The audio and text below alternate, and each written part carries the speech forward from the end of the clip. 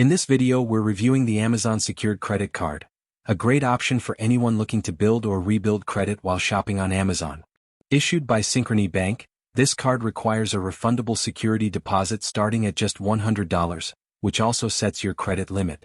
There's no annual fee and it reports to all 3 major credit bureaus, helping you establish positive credit history over time. If you're an Amazon Prime member, you'll earn 2% back on eligible Amazon purchases, a nice perk that adds value if you already shop frequently. Another big advantage is its surprisingly low fixed APR of around 10%, much lower than typical store cards.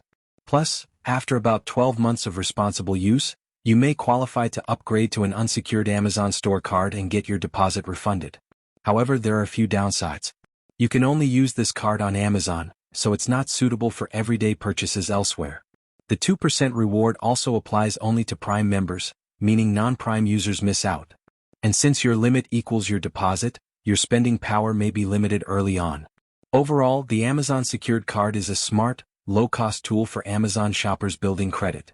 Just use it responsibly, pay on time, and you'll unlock better credit opportunities ahead.